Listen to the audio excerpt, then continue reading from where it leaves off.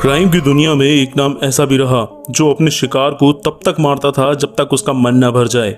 Crime की अंधेरी दुनिया में दिल्ली के गैंगस्टर, उनके गैंग और उनके बीच में गैंगवार को पूरी दिल्ली में तांडव मचा रखा था। दिल्ली में जब भी गैंगों और गैंगवार की बात आती है तो नीरज भवाना, लॉरेंस बिश्नोई और टिल्लू गोगी गिरोह की आपसी रंजिश और खूनी जंग को देख कोई भी सहम जाएगा।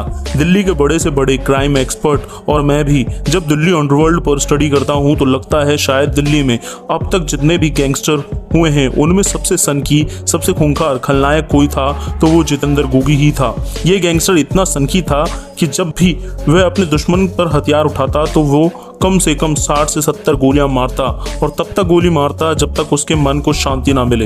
यही वजह है कि मरने के बाद भी इस गैंगस्टर के खूनी कारनामे गिने गिनाए जाते रहे हैं। वैसे तो जितेंद्र गोगी तो रोहिणी कोर्ट शूट आउट में मारा जा चुका है, लेकिन आज भी उसका गैंग उसके नाम के दम पर खौफ का साम्राज्य चला रहा है।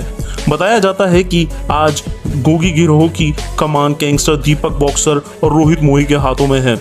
आज इसी रोहित मोई के एक भयानक कांड की बात करनी है। उस दिन सड़क पर गुजरती गाड़ियां और उसी सड़क पर 4 हमलावर एक शख्स पर अंधाधुंध गोलियां बरसा रहे थे। कहते हैं कि 1 मिनट में 40 गोलियां मारी गई थी। मरने वाला शख्स रवि भारद्वाज था जो कि गैंगस्टर टिल्लू ताजपुरिया का साथी था और टिल्लू ताजपुरिया जितेंद्र गोगी का जानी दुश्मन था और उन शूटर्स में से एक था। रोहित मोई जो बेभाव गोलियां बरसा रहा था, दरअसल कहानी यह है कि साल 2013 के आसपास टिल्लू और गोगी के बीच गैंगवार शुरू हुई थी, जिसमें पहली लाश गिरी टिल्लू के दोस्त दीपक उर्फ राजू की।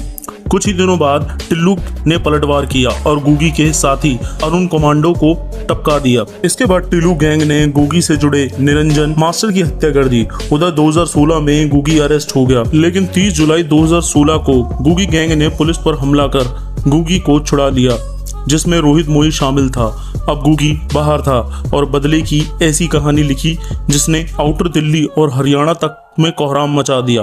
टिल्लू की करीबी सुमित और देवेंद्र की हत्या कर दी। इसके बाद दीपक बलियान की हत्या कर दी। मानो गोगी गैंग के मुंह खून लग चुका था।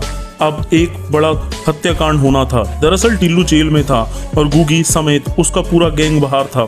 इधर टिल्लू का साथी गैंगस्टर 1 लाख का इनामी बदमाश रवि भारद्वाज जेल से जमानत पे बाहर आया हुआ था। उसकी बहन की शादी होने वाली थी।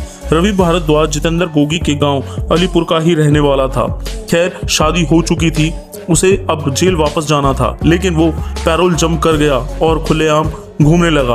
उधर पूरा गोगी गैंग उस पर घात लगाए बैठा था। जनवरी 2018 रविवार का दिन था। दोपहर 1:30 बजे का वक्त था। रवि भारद्वाज दिल्ली की रोहिणी कोर्ट में अपने दोस्त के साथ किसी काम से आया हुआ था। काम खत्म हुआ तो वो प्रशांत विहार इलाके में स्थित लेंसर स्कूल के पास दुकान से छोले भटूरे ले रहा था। उसी वक्त एक होंडा सिटी कार बड़ी रफ्तार से सड़क पे आके रुकी। कार में सवार बदमाशों ने रवि को देख लिया। कार को देख रवि को भी भनक लग गई कि कुछ तो गड़बड़ है। जैसे ही उसने भागने की कोशिश की तभी पूरा गोगी गैंग उतरा और जिसमें खुद जितेंद्र गोगी, कुलदीप पंजा, रोहित मोही और एक साथी और था। इन चारों हमलावरों ने रवि को भागने से पहले ही गोलियां बरसानी शुरू कर दी। बीच सड़क पर ऐसा खेल वहां मौजूद के लोगों ने फिल्मों में ही देखा था, लेकिन वहां सब रियल आंखों के सामने मौत का तांडव देख वहां के लोग दहल उठे। इस तरह गोलियां बरस रही थी कि चारों ओर चीख पुकार का शोर मच गया था। हर कोई खुद को बचाने की जहमत में था। उधर अब तक रवि भारद्वाज को 1 दर्जन से अधिक गोलियां लग चुकी थी। वो जमीन पर गिर चुका था, लपालप खून बह रहा था। शायद वो बेसुध हो चुका था, लेकिन रोहित मोई और गोगी को तसल्ली नहीं हुई थी। वे दोनों रवि के नजदीक गए और फिर से रवि पर गोलियां बरसाने लगे और तब तक गोलियां बरसाते रहे जब तक उनको तसल्ली ना हुई। जब उन्हें लगा कि रवि भारद्वाज मर चुका है तब जाके वे लोग अपनी कार में बैठ वहां से फरार हो गए। इसके बाद पुलिस का बड़ा सा काफिला मौका वारदात पर पहुंचा और जब जाके पुलिस ने 40 से ज्यादा गोलियों के खाली खोखल गिने और अपनी जब्त में लिए।